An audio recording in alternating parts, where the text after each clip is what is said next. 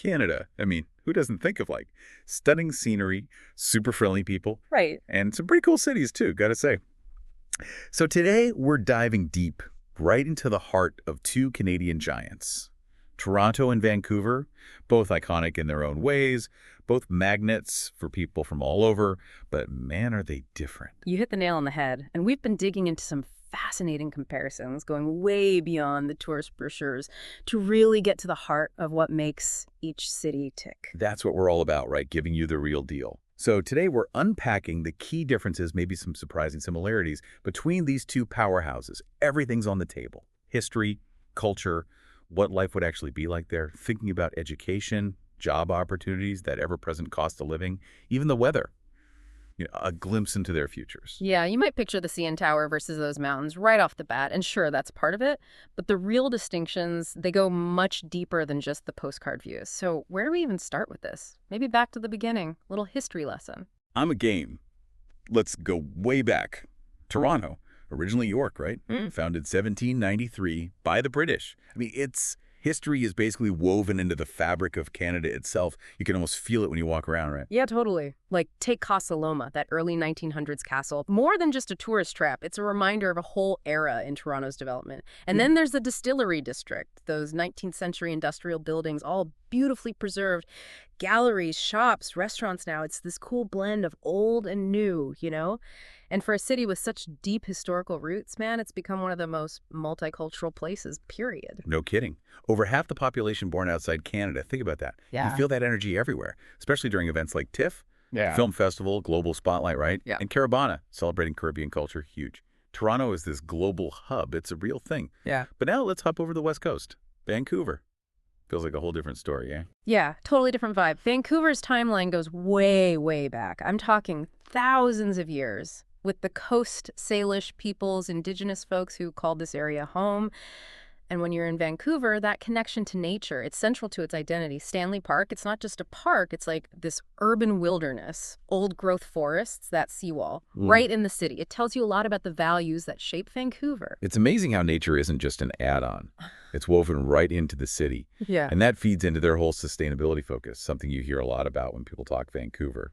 Exactly. And like Toronto, you have these cool areas where history's been like repurposed. Granville Island used to be industrial, right? Now it's this buzzing cultural district.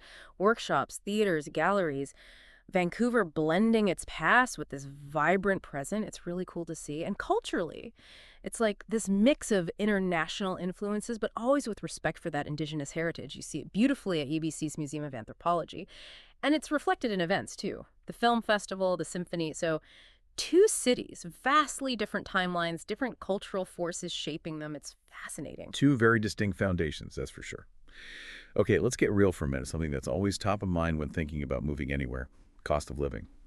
Both Toronto and Vancouver, they're not exactly known for being, shall we say, budget-friendly, are they? You're not wrong. Neither city is going to win any awards for affordability, sadly. Toronto, it's Canada's economic heart, right? The financial center. And that comes with a price tag. Housing, whether buying or renting, especially downtown, oof, a big chunk of your budget right there. Yeah, the housing market in Toronto, it's a beast. But I will say, we've seen that there are more affordable options as you move further out into the suburbs. Silver lining, I guess. And Toronto's public transit is pretty extensive, relatively affordable. So living further out and commuting, it's doable. Plus, the job market's diverse, lots of opportunities. Finance, tech, film, healthcare. That helps offset the costs for some, at least. Yeah, that's key. Now, Vancouver, that stunning natural beauty, well, it comes at a cost, literally. Real estate there is consistently among the most expensive in Canada, period. Buying a home, a major financial commitment, no way around it. Renting, not cheap either. It makes you think, how much is that proximity to nature worth to you, right? It's a real trade-off. It is. But here's an interesting thing. While housing might drain your bank account in Vancouver, some other daily costs can be more manageable. Public transit's efficient, and the climate, yeah, lots of rain. But it means lower heating and cooling costs compared to Toronto's, more extreme seasons. And like Toronto, strong job sectors. Tech, film and TV, tourism, all benefiting from Vancouver's unique location and environment. So, bottom line, both cities, high cost of living, mainly because of housing, but both offer that high quality of life, diverse jobs, good public services. It's about weighing your priorities, right? Do those perks balance out the financial hit? It's a personal question. Big time. Okay, let's talk about something where these two cities are polar opposites, literally. Weather. This is where personal preference really kicks in. For sure. Toronto, 4 very distinct seasons. You get those cold, snowy winters. Great if you're into skating, skiing, that kind of thing. Then spring and autumn, milder, often beautiful. Summers, warm, sunny. Perfect for enjoying the city's outdoor scene, the waterfront. Each season brings a different rhythm to life in Toronto. Those Toronto summers are something else, I gotta admit. But Vancouver's climate, completely different story. Night and day. Vancouver's known for the mildest winters in all of Canada. Rarely below freezing. Major plus if you're not a fan of the deep freeze. But, and this is a big but, that mildness comes with a lot of rain. Winter in Vancouver. Get ready for some gray skies and drizzle.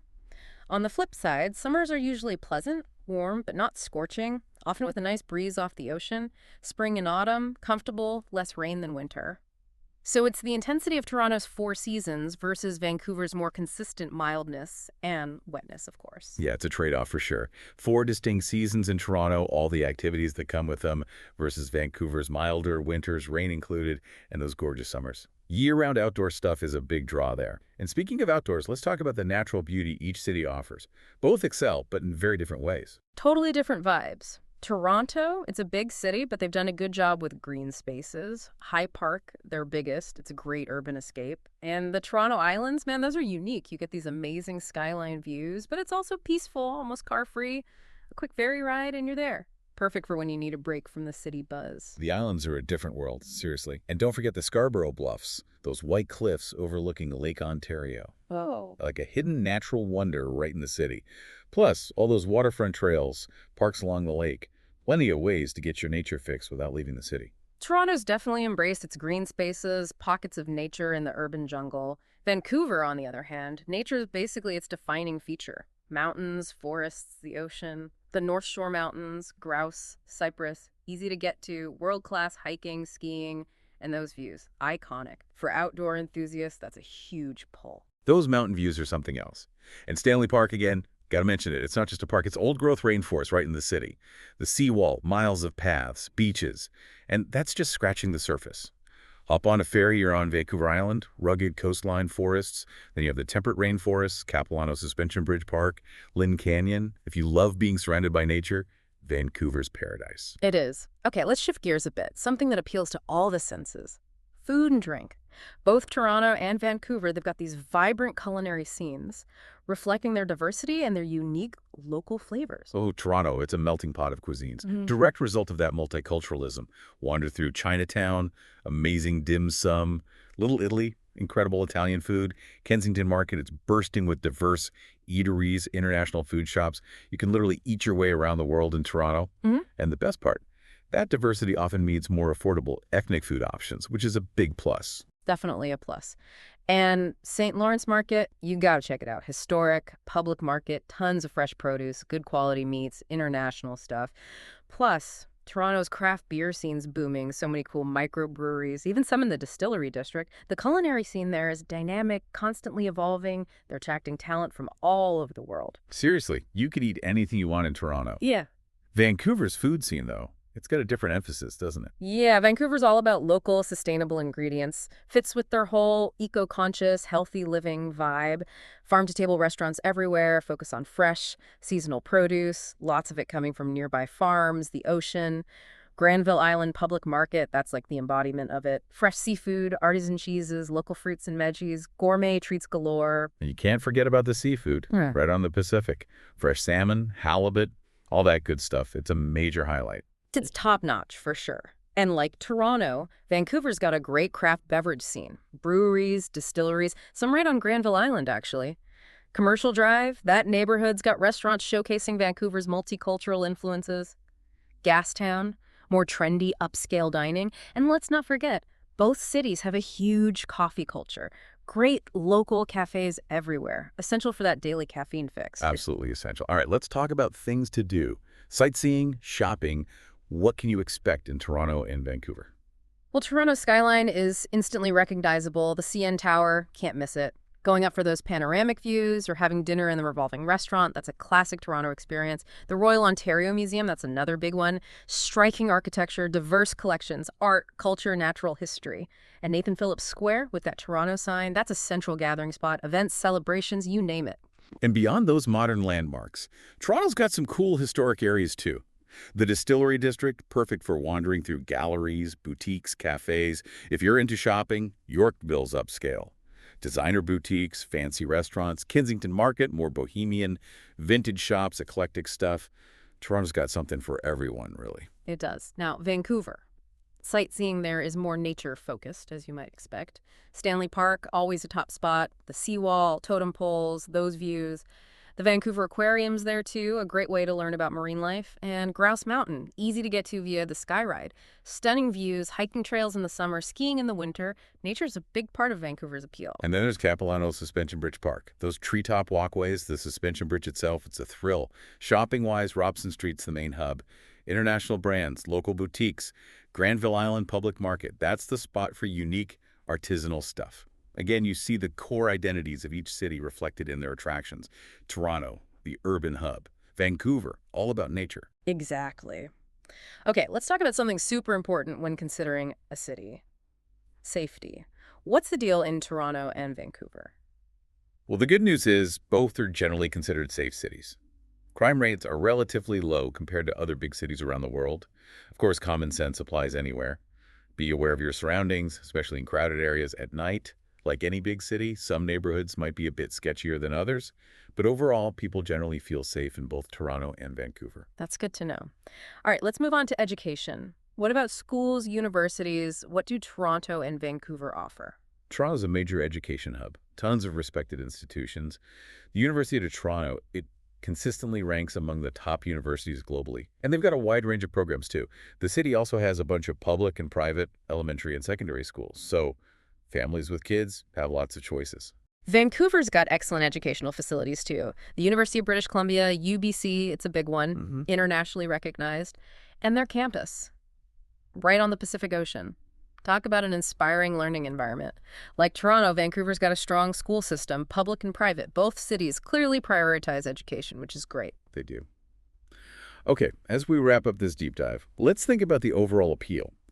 What kind of person would be drawn to Toronto versus Vancouver, based on everything we've talked about? Toronto. It's got that rich history, the multicultural vibe, and it's an economic powerhouse. It appeals to people who thrive in that fast-paced urban energy. The city's always buzzing, always evolving, tons of opportunity. If you're looking for diverse career paths, especially in finance, more established industries, Toronto's a strong contender. Yeah, it's a city that never sleeps.